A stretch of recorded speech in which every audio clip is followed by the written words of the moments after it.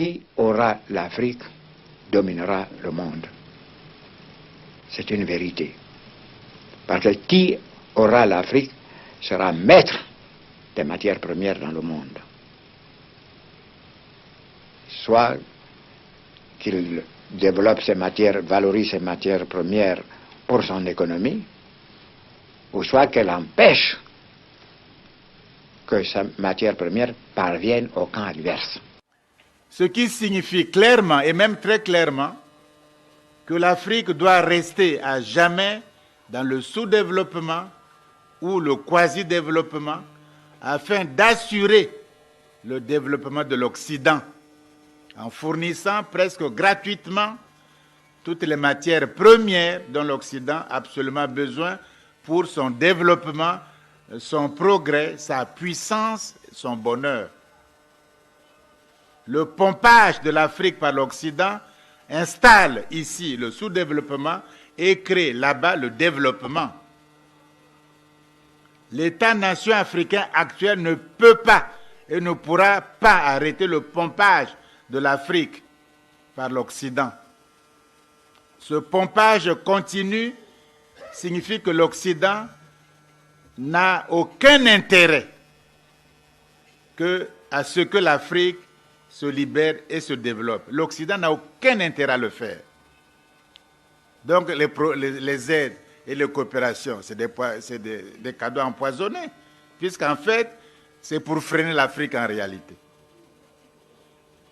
Et nous ne le comprenons pas encore. La cause profonde du sous-développement, ce n'est pas tellement ce qu'on raconte, corruption, bonne gouvernance, mais quelle est la cause profonde qu'on ne dit pas, que les experts même africains ne disent pas pour respecter les normes des critères internationaux. La cause profonde du sous-développement, quelle est-elle de l'Afrique noire? Mais cette cause du sous-développement, c'est l'Occident. Il ne faut pas chercher midi à 14 heures.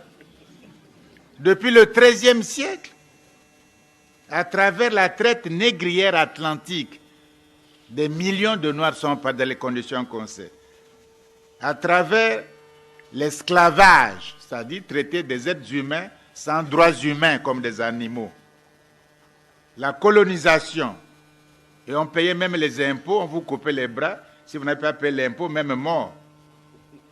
La domination, l'apartheid, la néocolonisation, avec des structures inégalitaires et non viables historiquement, comme la France-Afrique. Ce n'est pas viable historiquement. Et eux-mêmes, ils commencent à critiquer ça, et les Africains résistent, ils veulent encore la France-Afrique.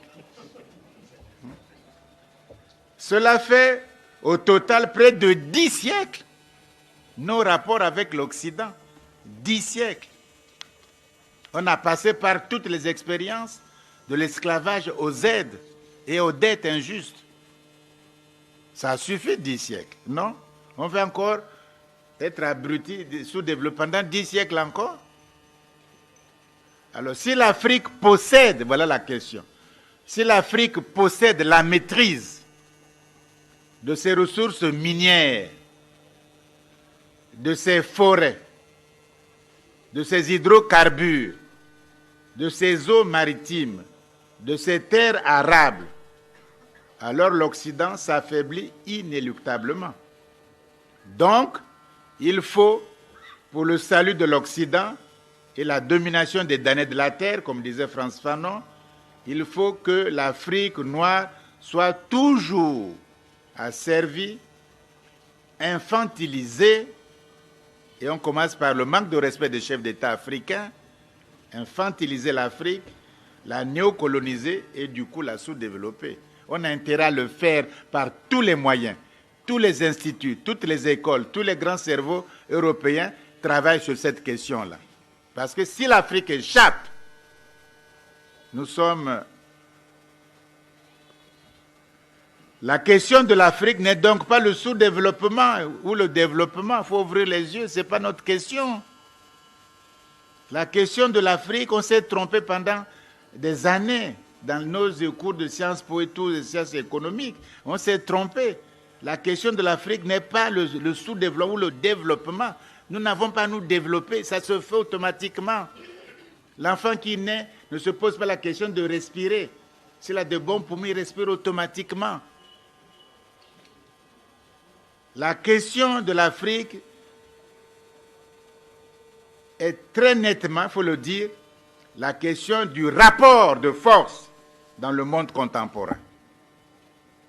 La question du rapport de force dans le monde contemporain. Je vais m'expliquer sur ça, en prenant des images. Pot de terre, c'est-à-dire la céramique, la poterie de terre. Pot de terre contre pot de fer, qui gagne? Qui domine? Qui dirige? Qui fait la loi? C'est tout. Hein?